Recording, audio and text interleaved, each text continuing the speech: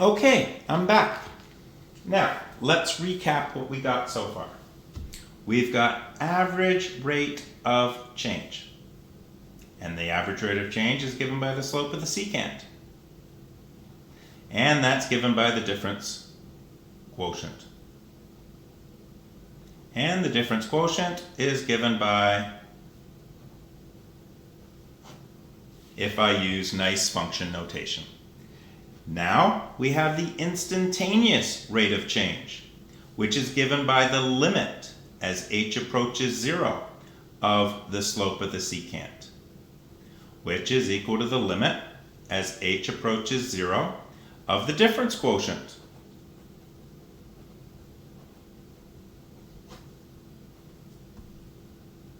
That also has another name. It's called the derivative. I'd also like to bring your attention to something, so that we're going to call this it's also something else. What is this? This is the slope of the tangent to the function f of x at x. So it's the slope of the tangent. We also call it the derivative. Okay? So the slope of the tangent is called the derivative. It's called the instantaneous rate of change. And there's two other ways to represent it that I'd like to bring your attention to right now, because we're going to see it. That instead of calling h, that little bit as we move along the x-axis, instead of calling it h, some people, instead of calling it x plus h, will call it x plus delta x, meaning a little change in x. So the delta x just means that we've moved a little bit down the x-axis. It represents the same as h, but you will see it with delta x. And that's probably good for right now. Let's do an example. I'm pretty excited. So I've got a question here. Using the definition of a limit,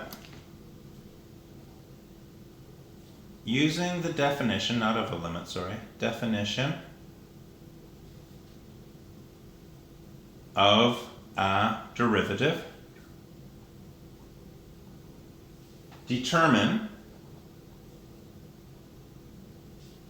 the slope of the tangent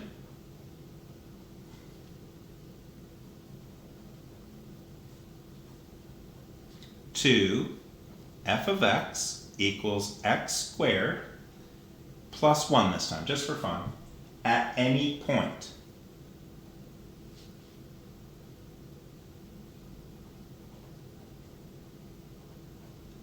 X. So, determine the slope of the tangent. That's what they're asking us to do. So the slope of the tangent we need to know is the derivative. And that's going to be given by the limit as h approaches 0 of f of x plus h minus f of x over h. And what that essentially means is that you are taking your curve, f of x, whatever it is, you're allowing one point to be x, you're allowing your next point to be x plus h, and you are determining the average rate of change. Okay, so there's your average rate of change, but you're applying a limit to it as h approaches 0. So you're allowing this h value to get smaller and smaller and smaller, which is going to take this point, that other point of the secant, and it's going to bring it closer and closer and closer until we estimate or approximate the limit, the slope value of the tangent at that point. So that's what's doing all the work. So we come over here, and we know that that's our formula. So in this particular case, f of x is given x squared plus 1. So f of x plus h is going to be given by x plus h squared plus 1, which is x squared plus 2xh plus h squared plus 1. Now I'm going to take these, and I'm going to put them into the formula. So it's going to be the limit as h approaches 0 of f of x plus h minus f of x over top of h. So it's going to be the limit as h approaches 0 of x plus h squared plus 1 subtract x squared plus 1 all over top of h. Now pay attention to that. This is your f of x, and this is your f of x plus h. And we're going to go the limit as h approaches 0 of x squared plus 2xh plus h squared plus 1 minus x squared minus 1 over top of h. Your x squared and your x squared are going to get rid of each other. Your 1 and your 1 are going to get rid of each other. It's going to leave me with the limit as h approaches 0 of 2xh plus h squared over h. We're going to common factor out an h, because let's face it, we've got indeterminate limit here. As h approaches 0, this is 0, this is 0, this is 0. I've got 0 over 0. So we're going to take out an h. The h's will reduce, leaving me with the limit as h approaches 0 of 2x plus h. Apply the limit now. Ring ding ding ding ding ding ding. Ring ding ding ding ding ding ding. This h approaches 0, and we come up with 2x. So what does that mean? That means that I have a function f of x, which is x squared plus 1. It looks something like this. I know that its derivative, now I have a symbol for the derivative. It looks like that. It's got a funny little dash to it. It's not a 1, it's not an exponent. That whole thing means the derivative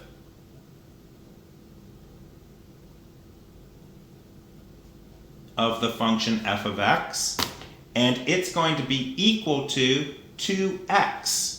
And what that means is this is the function that will give you the slope of the tangent anywhere on f of x equals x squared plus 1. So what that means is that if I want to know the slope of the tangent at this point,